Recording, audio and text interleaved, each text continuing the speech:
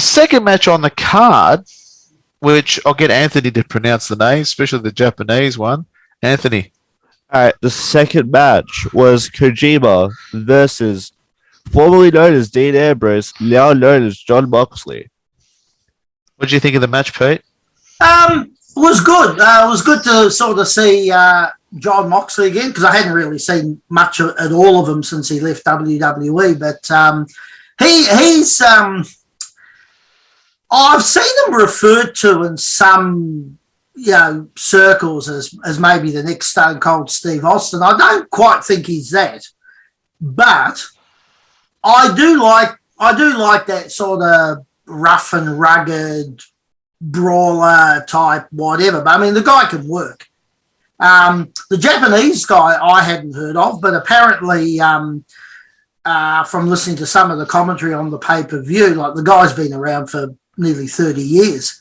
Yeah, well, he was big in 2006 when I went across. Yeah. When I worked in Japan, Kojima was huge over there at that point.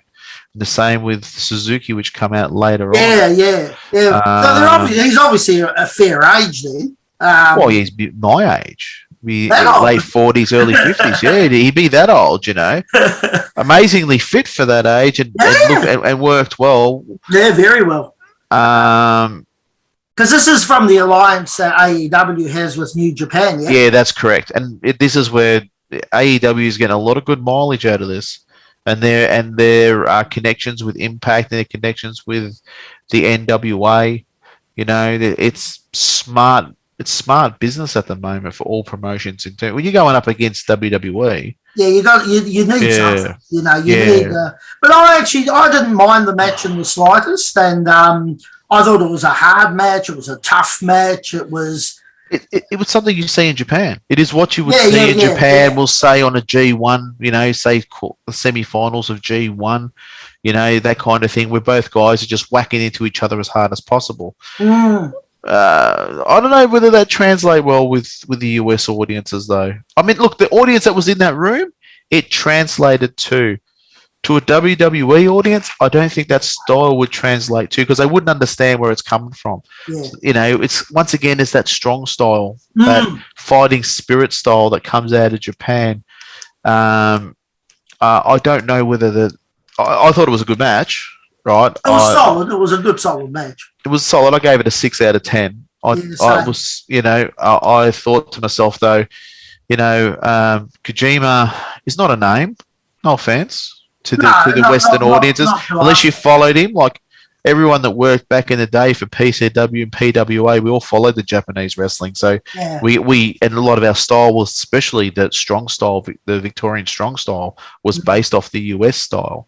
The Japanese style. So that's where we based, when they say about Melbourne strong style, that's what's based off the Japanese strong style. We just hit into each other flat out.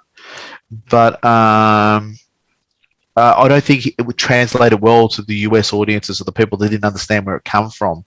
Obviously, that audience in there would have understood it. Audience that would watch WWE wouldn't understand it. WWE wouldn't understand it. And bringing in Suzuki, this guy's legitimately a badass. He's an ex, I think, UWF, which was Billy Robinson and Carl Gotch, and that when they sort of tried to legitimize matches with the pro wrestling in Japan back in, I think, in the maybe mid to late 90s. Well, Suzuki was trained by Billy Robinson. He was, and that they were actually, it was 50% of their matches were shoots. So when you watch one of their cards back then, more than 50% of the matches were shoots.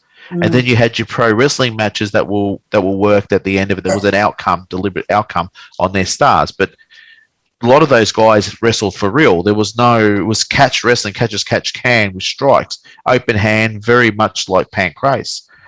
So he's a legitimate badass. But I don't think, if you're trying to get Moxley over as this legitimate badass, and you're using guys like Suzuki, which is a legitimate badass, and Kojima, which is a little bit a legitimate badass too, it's not going to relate to the US market or normal audience. They don't know who they are.